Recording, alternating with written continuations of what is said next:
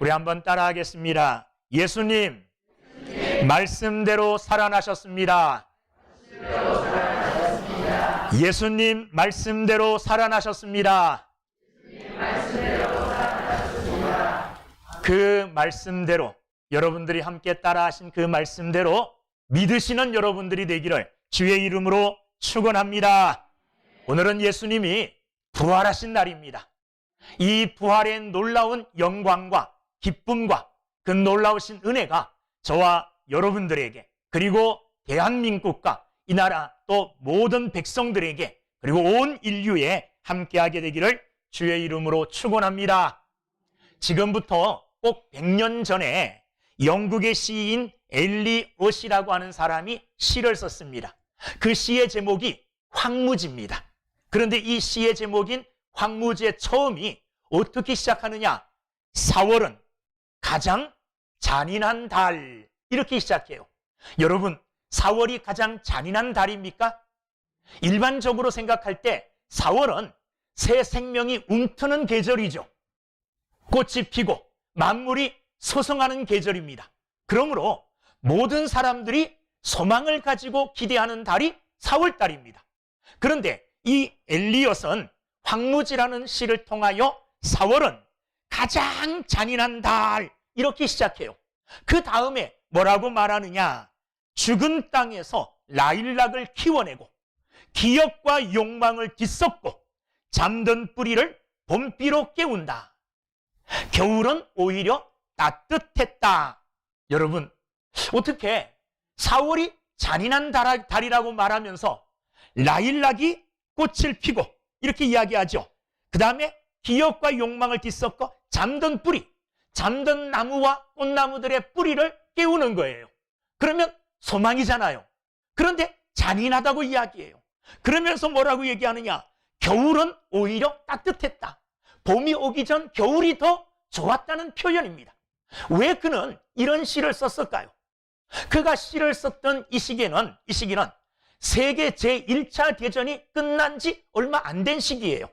많은 사람들이 세계대전으로 인하여 모든 사람들이 굉장히 어려움을 겪고 있었고 정신적으로 피폐했던 그런 시기입니다. 이런 시기에 이제 봄처럼 다시 새 생명으로 움트는 봄처럼 소망을 가지고 허물어졌던 모든 것들을 세워나가야 되는데 이 사람들이 다시 세워나가고 재건하려고 하는 의욕을 나타내지 않는 거예요.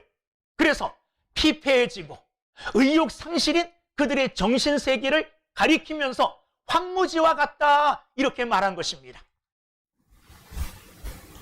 전쟁을 치르는 동안에 허물어지고 무너지고 그리고 여러 어려운 지경을 겪었던 그들이 봄이 되어 다시 일어나야 되는데 일어날 용기, 일어날 엄두를 내지 못하고 주저앉아 있는 것입니다. 여러분, 우리는 2년 넘게 코로나라고 하는 정말 전대미문의 어려움을 겪으면서 2년이 넘도록 살아왔습니다. 많은 사람들이 어려움을 겪었습니다. 힘듦을 겪었습니다. 많은 사람들이 육체적으로 고통을 겪고 심지어는 목숨을 잃은 사람들도 많이 있습니다. 사업이 무너지고 직장에서 해고를 당하고 여러 가지 경제적으로 육체적으로 많은 어려움을 겪었습니다. 그러나 오늘 우리에게 주어진 이 4월, 특별히 부활절을 기점으로 인하여 우리의 영혼은 새롭게 소망을 가지고 일어나는 날이 돼야 될 줄로 믿습니다. 4월은 우리에게 가장 잔인한 달이 아니라 4월은 우리에게 소망의 달이 돼야 될 줄로 믿습니다. 4월은 우리에게 다시 일어나 힘차게 전진하는 달이 돼야 될 줄로 믿습니다. 오늘 그 옛날 예수님께서 십자가에 못 박히신 후에 3일 만에 죽음을 깨뜨리시고 죽음을 이기시고 부활하신 바로 그날을 기념하고 그날을 생각하면서 예수님의 부활의 능력, 예수님의 부활의 그 놀라우신 은혜가 오늘 2020여 년 전에 예수님 묻혔던 무덤에서 일어난 사건들을 돌아보면서 그 부활의 능력, 그 부활의 은혜를 오늘 우리의 몸에, 우리의 삶에 가득가득 채우게 되기를 주님의 이름으로 축원합니다. 오늘 예수님의 부활이 기록되어 있는 마태복음 28장 1절은 이렇게 시작하고 있습니다. 1절, 안식일이 다 지나고 안식 후 첫날이 되려는 새벽에 막달라 마리아와 다른 마리아가 무덤을 보려고 갔더니, 예수님은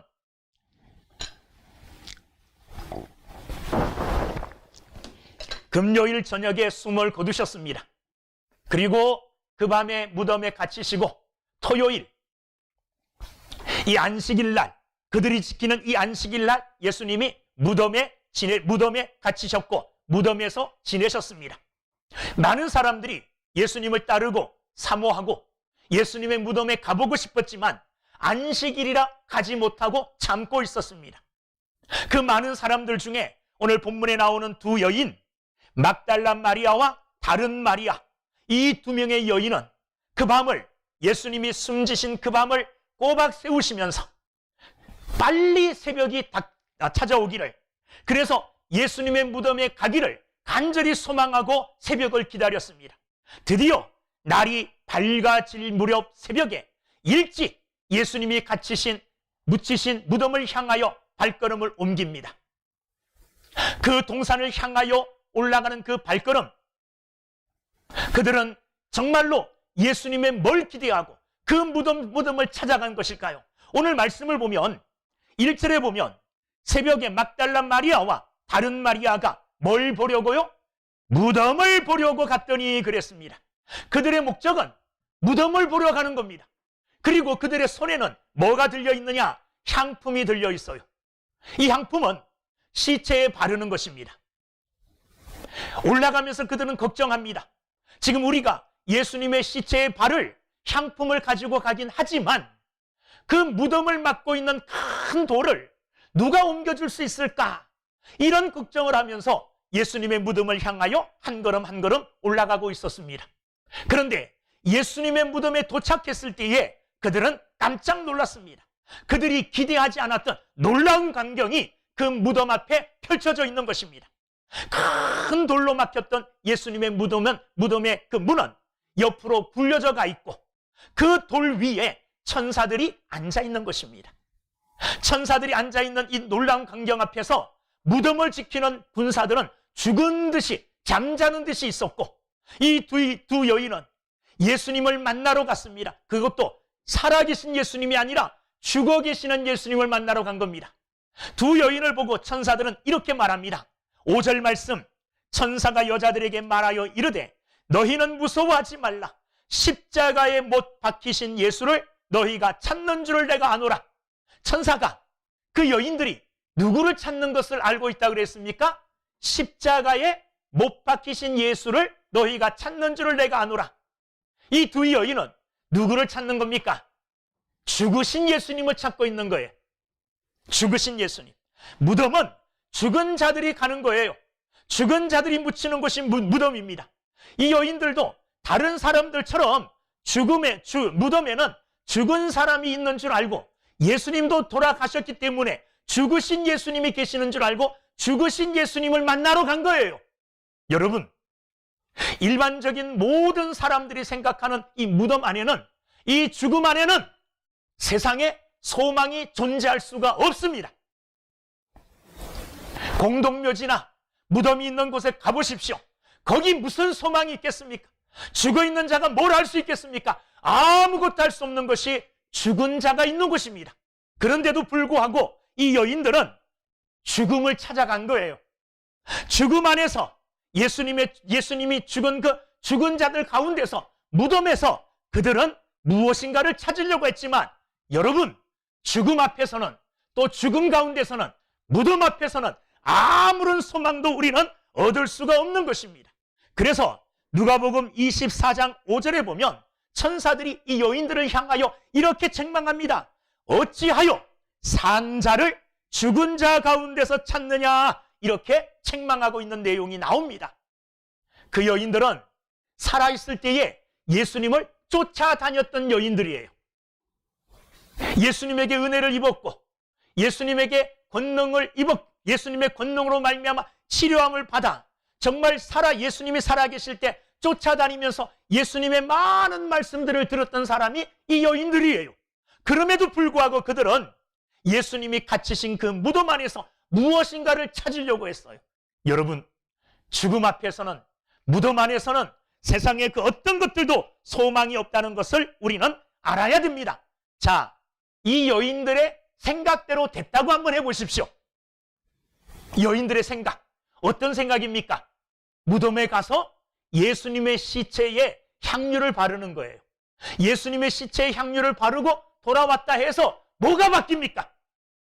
아무것도 바뀌고 변화되어지는 것은 아무것도 없습니다. 도리어 우리는 이 여인들이 예수님의 시체를 찾지 못했음을 감사해야 됩니다. 그것이 오늘 우리 기독교의 소망입니다. 그것이 오늘 우리 기독교의 능력입니다. 지금도 이 땅에서 예수님의 시체를 찾을 수가 없어요. 예수님의 죽음, 예수님의 시체가 어디에 있습니까? 아무 데도 없잖아요. 누군가 만약에 예수님의 시체를 보여주면서 이게 예수님의 시체다, 예수님의 죽음이다, 이렇게 말한다면 기독교는 서 있을 수 있을까요? 없을까요? 기독교는 무너지고 맙니다. 기독교는 무너지고 말아요. 기독교는 예수 그리스도의 부활 위에 세워지는 종교예요. 그렇기 때문에 이 여인들이 예수님의 시체를 찾지 못했음을 우리는 감사해야 됩니다. 오늘 말씀 6절에 보면 그가 여기 계시지 않고 그랬어요. 여기 계시지 않다. 죽음 가운데 계시지 않다는 거예요. 무덤에 계시지 않다는 거예요. 예수님의 무덤은 비워 있었습니다. 예수님의 무덤은 비어 있었습니다. 예수님은 그 안에 안 계셨어요. 예수님은 죽음에 머물 뿐이 아닙니다. 예수님은 죽음을 이기시고 주님은 죽음을 친히 이기시고 승리하셨습니다. 죽음을 깨뜨리시고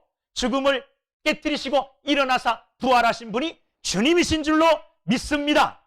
어떻게 보면 이 여인들의 슬픔은 더해졌을 줄 몰라요. 왜냐하면 예수님이 십자가에 죽으신 것도 슬픈 일인데 예수님의 시신마저 찾지 못했으니 이 여인들은 얼마나 큰 슬픔에 사로잡혔겠습니까? 그런데 이 여인들의 그 슬픔이 도리어 큰 기쁨이 되었습니다. 왜 큰 기쁨이 되었습니까? 예수님의 시체가 없다는 이런, 크게 말하면 두 가지 이유일 거예요.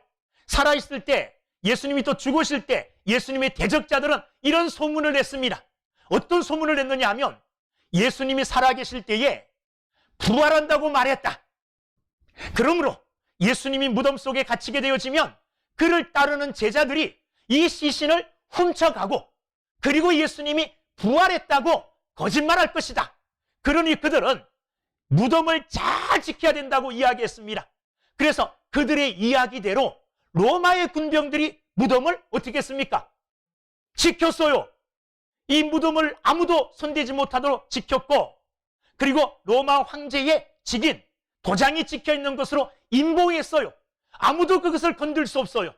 이렇게 단단히 지켰지만 예수님은 그 무덤을 깨뜨리시고 그 무덤문을 열으시고 당당하게 죽음을 이기시고 부활하신 줄로 믿습니다.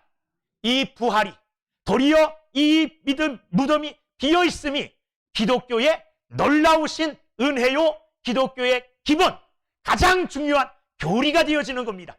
기독교가 내세울 수 있는 자랑거리가 두 개 있습니다. 첫째는 뭐냐 하면 예수님의 무덤이 비었다는 것. 다른 종교들 보십시오. 여러분, 불교의 석가모니 무덤은 인도에 있답니다. 능수해안이라는 곳에 있고, 공자의 무덤도 산둥성에 있고, 마호멧의 무덤도 사우디의 메카에 있답니다. 다른 모든 종교의 창시자들은 그들의 무덤이 존재하고 그들의 죽음이 분명하게 우리 눈에 보여요. 그러나 우리가 믿는 기독교는 예수님의 시신을 이 땅에서 찾을 수가 없어요.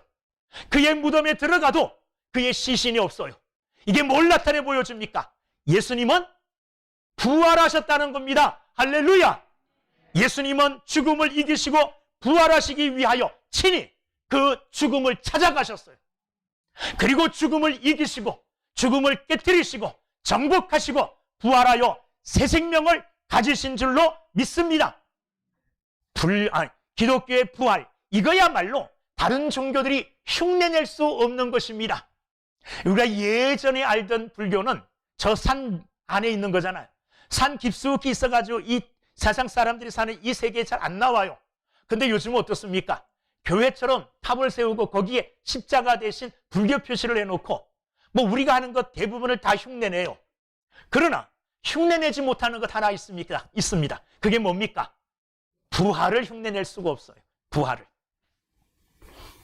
부활은 우리만이 가지고 있는 자랑거리입니다.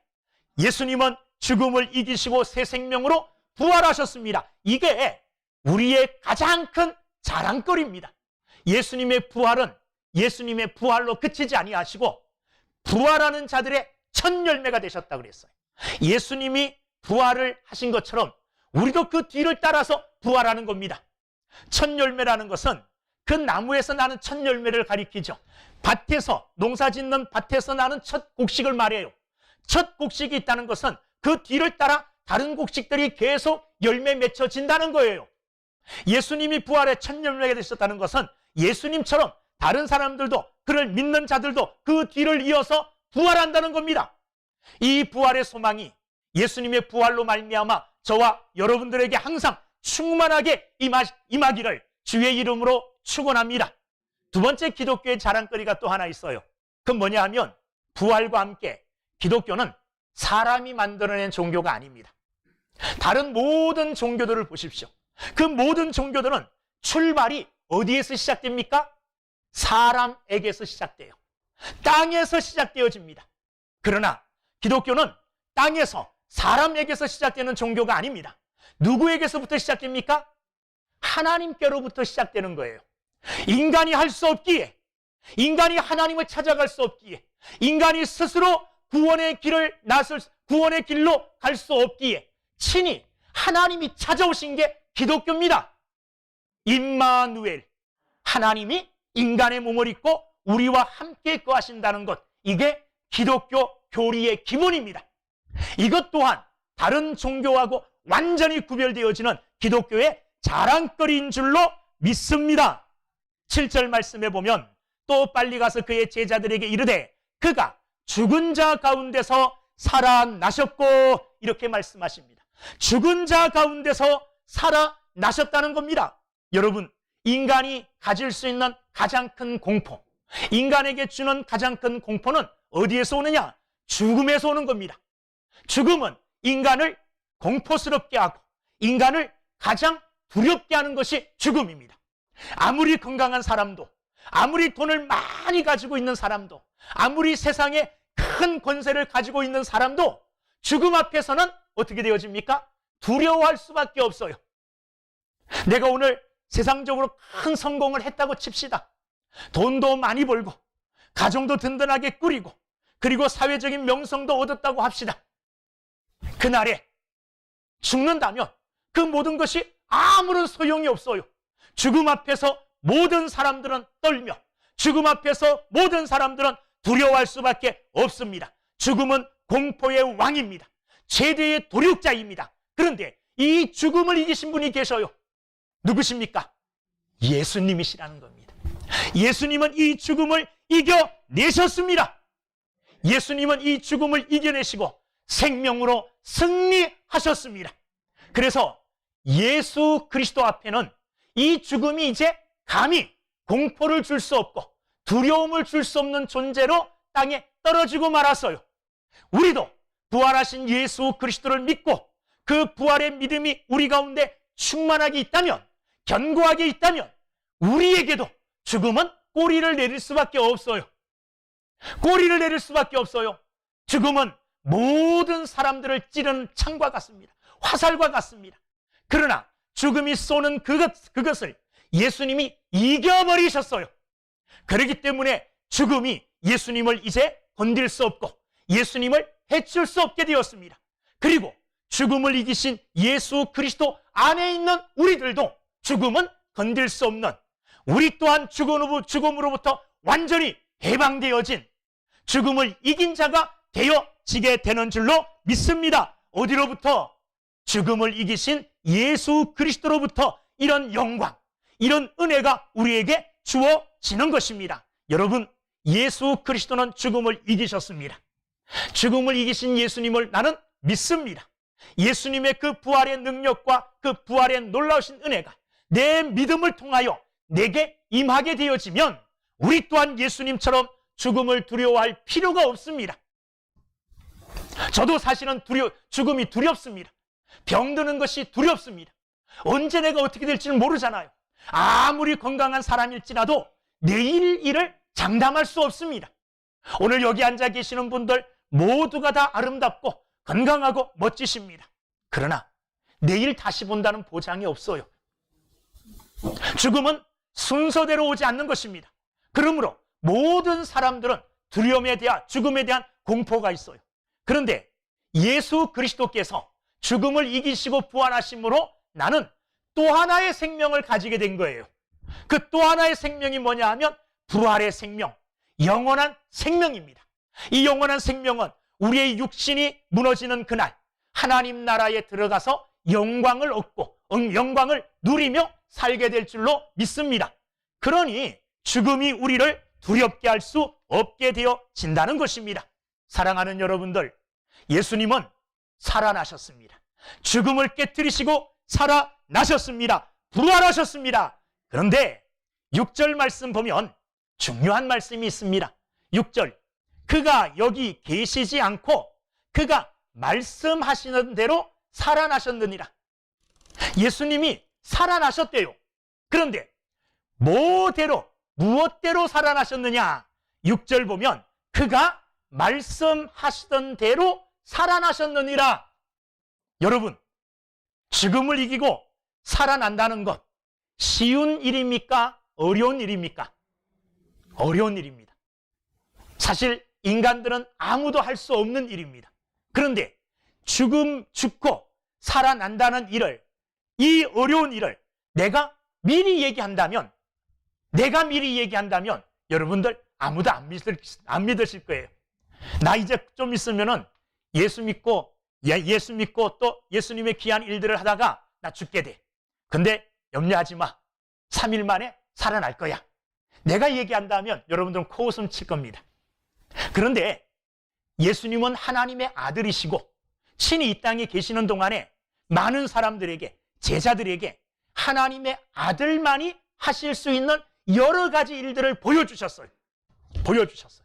그러시면서 예수님은 또한 무슨 말씀을 하셨느냐? 내가 원수들에 의해 붙잡히게 될 것이고 죽임을 당하게 될 것이다. 그러나 죽임을 당하지만 3일 만에 부활하게 될 것이다. 3일 만에 다시 살아나게 될 것이다. 이런 말씀을 예수님이 살아생전에 제자들에게 하셨다는 거예요. 그것도 한 번 하신 게 아니라 여러 번 말씀하셨어요. 여러 번. 내가 원수들에게 붙잡히게 될 것이고 원수들에게 죽음을 당하게 될 것이다. 그러나 염려하지 마라. 두려워하지 마라. 죽게 되어지지만 사흘 만에 내가 다시 살아나리라. 이 말씀을 여러 번 제자들에게 말씀하셨어요. 이 여인들도 그 말씀을 들었어요. 그런데 예수님이 하신 이 말씀이 그들의 귀를 통하여 마음에 꽉 새겨졌으면 제자들이나 그 말씀을 듣고 예수님을 신실하게 따르는 사람들이나 모두가 예수님은 십자가에 죽으신다 그랬어. 그런데 죽으시지만 3일 만에 부활하신다 그랬어. 오늘이 부활하는 날이 아닌가? 모두 가자. 아마 그 말을 들은 사람들은 소망을 가지고 예수님의 부활을 기정사실로 받아들이고 무덤가에 다 모여들었어야 정상이에요. 아닙니까? 말씀해 주셨는데 하나님은 우연히 심심하셔서 즉흥적으로 일을 하시는 분이 아닙니다. 제가 성경을 신뢰할 수 있는 가장 큰 이유 중에 하나가 뭐냐 하면, 여러 가지 이유들 중에 하나가 뭐냐 하면 하나님은 말씀하시고 행하신다는 거예요. 하나님은 말씀하시고 행하셔요. 어떤 일이 이루어진 다음에 내가 그럴 줄 알았어. 내가 그렇게 하려고 했어. 이렇게 말씀하시는 분이 아니에요. 성경을 보십시오. 구약에 약속하신 바가 신약에 다 이루어지지 않습니까? 특별히 예수님에 관하여 구약의 예언들이 다 이루어지고 있어요. 말씀대로 이루어지고 있어요. 창세기에 보면 예수님은 여자의 후손으로 태어나실 것이라고 말씀하셨어요. 예수님은 여자의 후손으로 태어나셨습니까? 태어나셨잖아요. 남자와 여자가 결혼했지만 이 남자의 혈통을 따라 태어나신 분이 아니에요. 다만 여인의 몸을 빌어 태어나셨어요.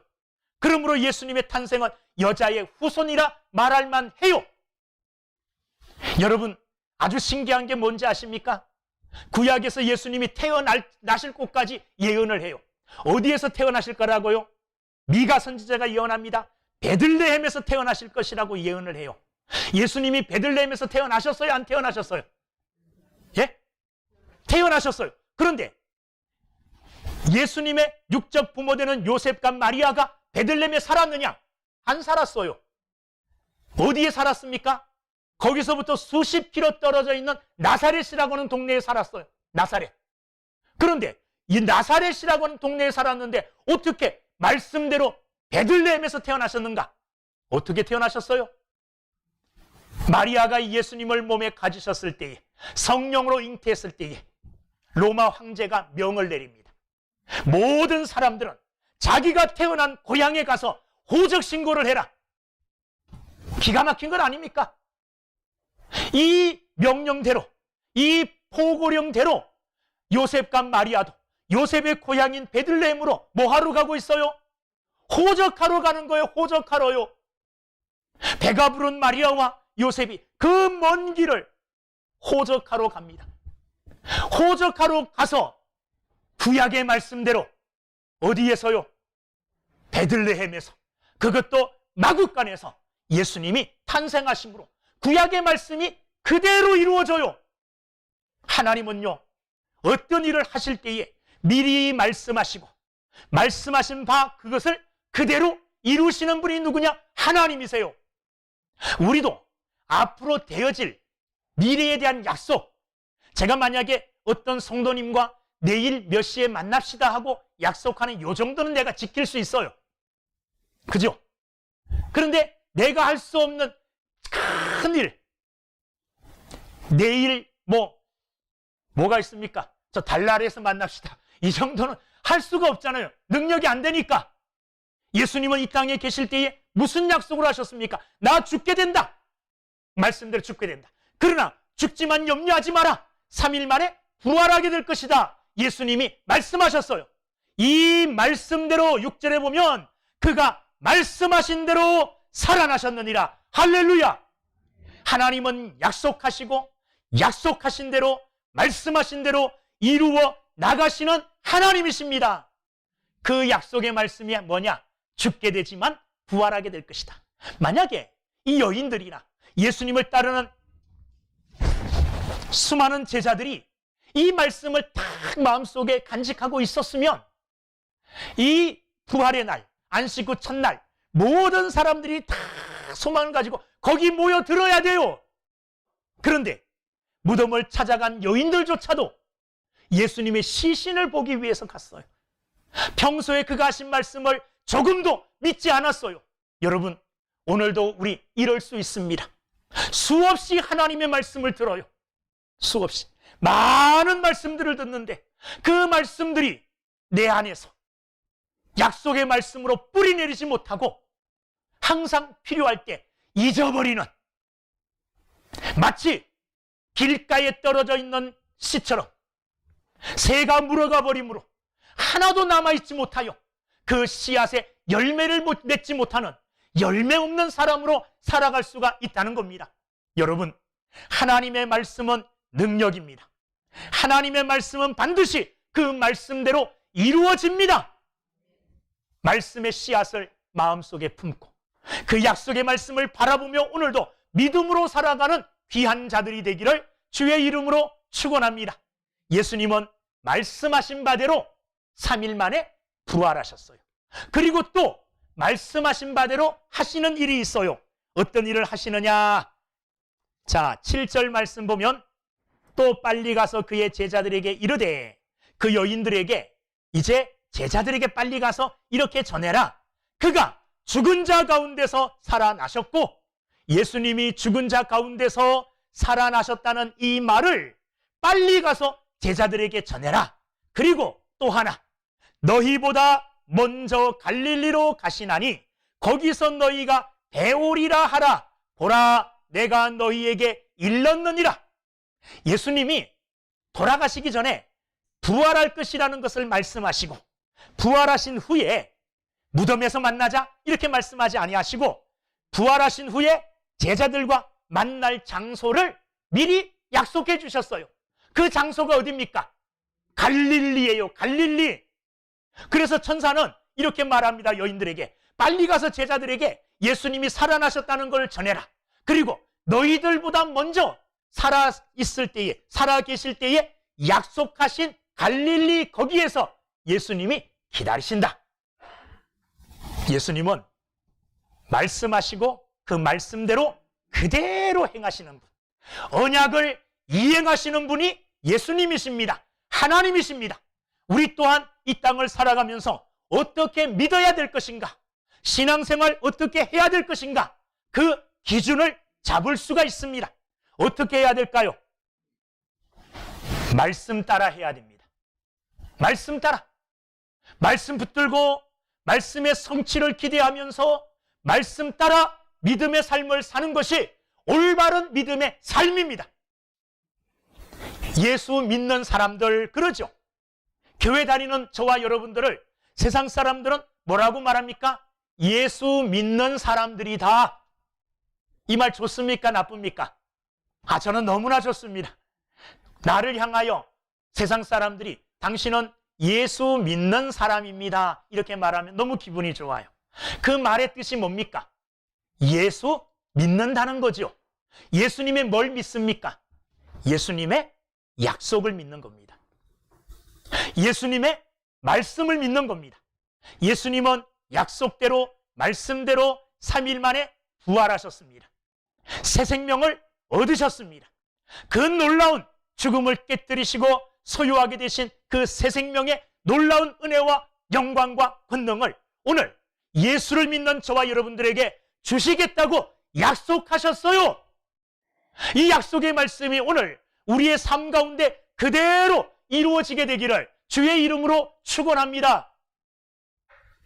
또한 예수님은 하늘로 올라가시면서 우리에게 주신 약속의 말씀이 있어요.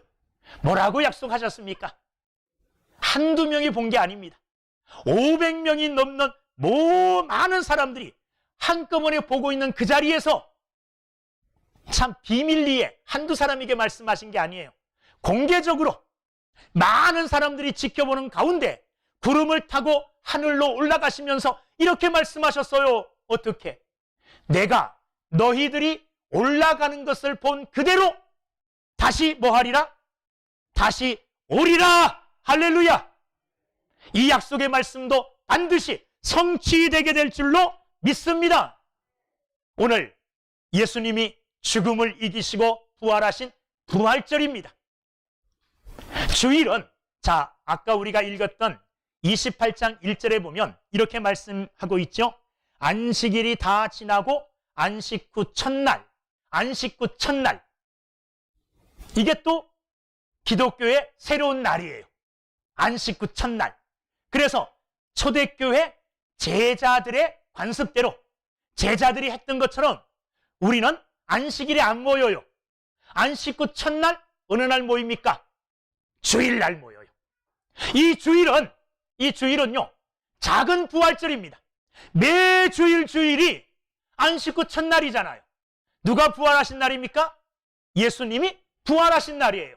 그러므로 매 주일날마다 부활하신 예수님을 통하여서 우리에게 주시는 놀라우신 생명과 놀라운 은혜와 놀라운 축복들이 저와 여러분들 삶 가운데 충만하게 넘쳐나서 오늘 무덤을 찾았던 이 여인들이 28장 8절, 그 여자들이 무서움과 큰 기쁨으로 빨리 무덤을 떠나 제자들에게 알리려고 다름질할세. 죽으신 예수님을 보러 왔다가 천사들을 통하여 예수님이 여기 계시지 않고 말씀대로 살아나셨고 갈릴리에서 제자들을 기다릴 것이라는 말씀을 들은 후에 너무너무나 기뻤습니다. 기쁨과 동시에 한편 경건한 거룩한 두려움도 있었어요. 기쁨과 두려움을 안고 그들이 누구를 향하여 달려나갔습니까? 제자들을 향하여 달려나갔어요. 왜 갔습니까? 예수님의 부활의 기쁨을 알려주기 위해서. 오늘 우리도 예수 그리스도의 부활절을 기념하면서 오늘 그 놀라우신 부활의 소식을 듣고 이 여인처럼 두려움과 큰 기쁨으로 세상을 향하여 달려나가서 부활의 놀라운 기쁨과 영광과 부활의 은혜를 증거하며 사는 우리 모두가 될 수 있기를 주의 이름으로 축원합니다. 기도하겠습니다.